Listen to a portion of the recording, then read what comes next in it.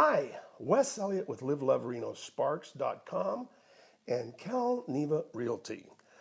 Well, gang, this is not my favorite time of the year, and probably not yours either, but it's very necessary, and that is tax time.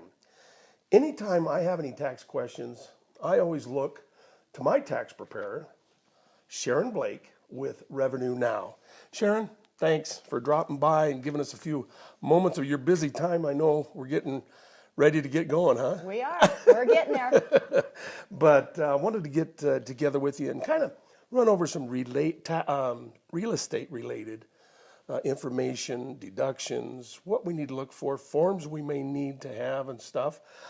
First of all, I need to say this, though, that this information is not offered as personal advice. Everyone's situation is different, and as I always say, you gotta seek a professional in that particular field, and of course, with taxes, a tax professional would be appropriate. Sharon, what deductions are allowed for sellers and buyers? Of course, that's who I'm working with. First of all, sellers. Well, first off, we want to classify primary residence and investment properties. Primary residence is what we're going to deal with today because, as you know, investment properties are very complicated.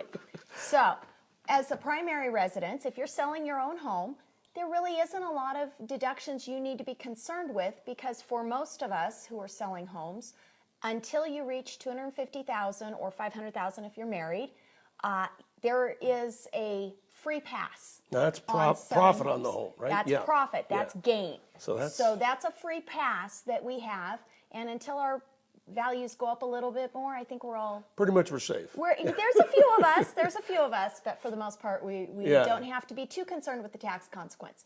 When you're a buyer, however, especially for buyers who haven't owned homes before, you're going to get to deduct the mortgage interest, and for many of us, that means that we can take that mortgage interest and add it to all our other deductions, charitables, registrations on tax on cars, medical expenses if they're over a certain limit. And we get to combine all those deductions for a much larger deduction than what we've been one of the big benefits of buying a house is the ability to bring in all of the other deductions. Correct. Without that, pretty much your standard form, right? Standard form if you don't own a home, you get to itemize if you do. Excellent. For the most part. Excellent. What forms, materials should we get together to get to our professional or that we need to look up? Or do I just bring a big box to you and say, hey, Sharon, here I am? You can. You can. Oh, you're sweet.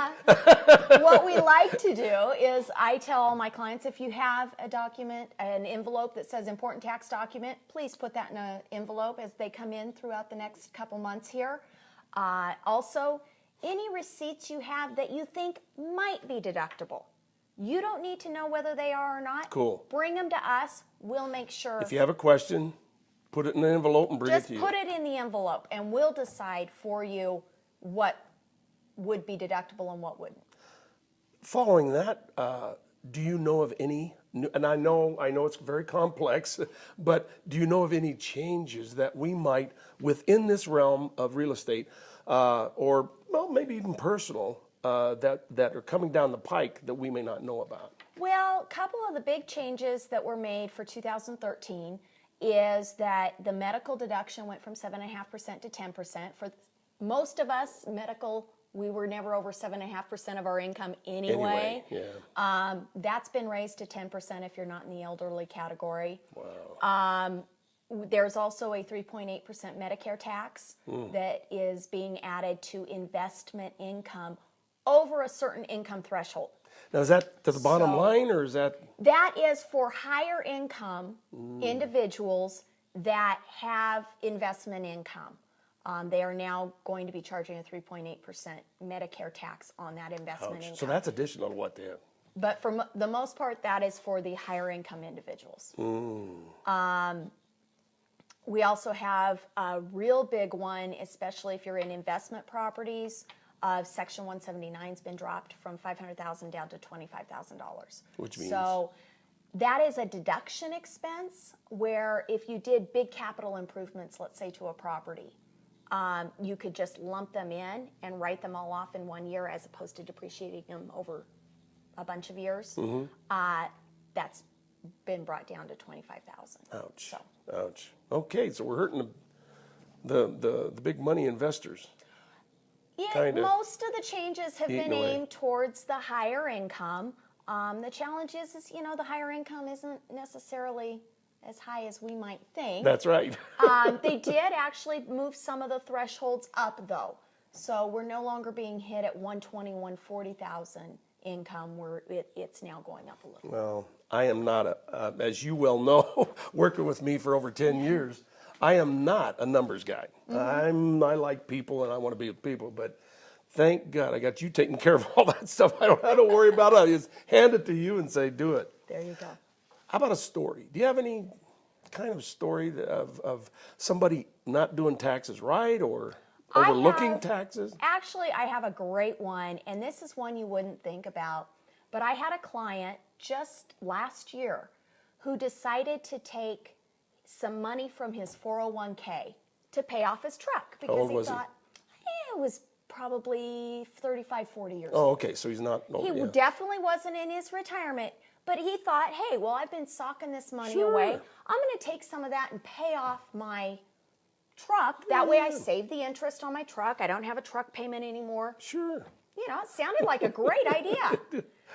Right up until we did his taxes. And not only was he hit with the 10% penalty for withdrawing his funds from his retirement, that he could have lived with, but that $7,500 kicked him into another tax bracket.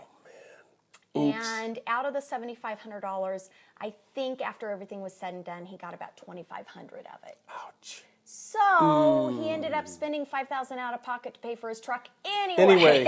Oh, so you got questions like So, that, better to call, right? Best idea during the year when you're planning to do something, call your tax professional Exactly. because you never know what could happen.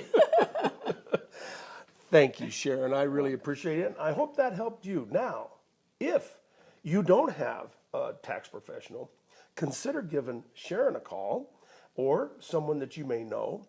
And as always, if you need a professional to either help you buy a home or sell a home, I hope you think about me, Wes Elliott, with LiveLoveRenoSparks.com and Cal Neva Realty.